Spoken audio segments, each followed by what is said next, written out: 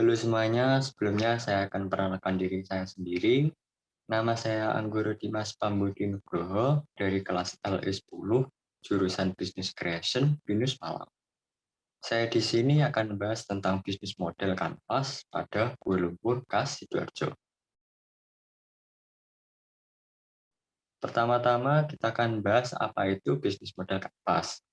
Bisnis model kanvas merupakan sebuah peta dalam strategi manajemen untuk menerjemahkan konsep, konsumen, infrastruktur, maupun keuangan perusahaan dalam bentuk elemen-elemen visual. Elemen-elemen tersebut yaitu key partnership, key activities, key resources, cost structure, value proposition, customer relationship, channels, customer segment, dan revenue stream. Berikutnya kita akan masuk ke elemen yang pertama, yaitu customer segment. Bisnis ini menjual produk mereka langsung kepada konsumen, tidak dengan perantara. Target pasar utama yang dijangkau adalah masyarakat menengah dan keluarga. Namun sebelum pandemi ada, bisnis ini juga menjangkau kalangan acara-acara keluarga karena produk ini cocok digunakan sebagai snack box. Bisnis ini juga menjangkau golongan usia tua. Kedua, value proposition. Berikut value yang ditawarkan oleh produk Kuala Lumpur. Yang pertama adalah harga. Dari segi harga, produk ini memiliki harga yang kompetitif dibanding produk kue lain. Harga per biji dari produk ini berkisar antara Rp3.000 sampai Rp5.000 saja. Yang kedua adalah rasa. Produk ini menawarkan varian rasa yang beragam sehingga konsumen bisa memilih rasa lain agar tidak bosan dengan satu rasa saja. Yang ketiga yaitu tekstur. Berbeda dengan kue lumpur biasanya, kue lumpur khas Sidoarjo ini merupakan kue lumpur bakar. Proses pembuatannya menggunakan arang yang di atasnya juga diletakkan loyang berisikan arang, sehingga membuat kue matang dalam kedua sisi. Seperti namanya, meski kue ini merupakan kue lumpur bakar, namun kue ini memiliki tekstur yang sangat lembut dan lunak untuk dikonsumsi, sehingga bisa dikonsumsi oleh semua kalangan dari anak kecil hingga orang lanjut usia. Yang ketiga yaitu channels. Bagaimana cara bisnis ini menggapai customer segment? Yaitu dengan dua cara.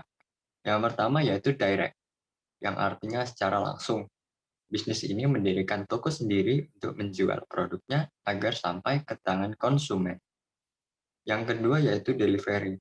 Selain itu, toko ini juga bekerja sama dengan perusahaan distribusi seperti Gojek, GrabFood, atau ShopeeFood untuk mempermudah penyampaian produk ke tangan konsumen. Yang keempat yaitu customer relationships. Elemen ini berisikan tentang bagaimana kita menjaga hubungan baik dengan konsumen sehingga konsumen menyukai kita dan senantiasa memilih kita lagi. Sejauh yang saya tahu, tidak ada kegiatan after sales pada bisnis ini. Kegiatan transaksi beli putus pada saat konsumen membeli produk karena setelah transaksi berlangsung, tidak ada hubungan lebih lanjut antara penjual dan pembeli. Jika konsumen ingin membeli kembali produk ini, maka akan dilakukan transaksi baru. Elemen yang kelima yaitu revenue streams. Seperti pada namanya, elemen ini menunjukkan apa yang kita dapatkan dari hasil penjualan produk atau jasa. Pendapatan bisnis ini hanya terjadi saat penjual melakukan transaksi, yang artinya pendapatan diperoleh dari penjualan produk. Elemen yang keenam yaitu key resource. Yang pertama yaitu berupa physical asset. Untuk menjalankan bisnis ini, maka diperlukan beberapa aset untuk mendukung produksi. Karena bisnis ini bergerak di bidang makanan, maka hanya memerlukan aset yang mendukung untuk berlangsungnya kegiatan produksi. Selain itu, juga diperlukan tenaga kerja untuk membuat produk. Elemen yang ketujuh yaitu key activities. Aktivitas dalam bisnis ini yaitu hanyalah tentang produktivitas.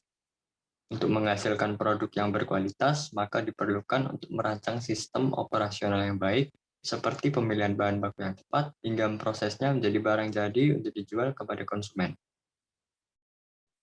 Elemen yang kedelapan yaitu key partnership. Elemen ini menjelaskan tentang siapa saja pihak yang mendukung pertumbuhan bisnis.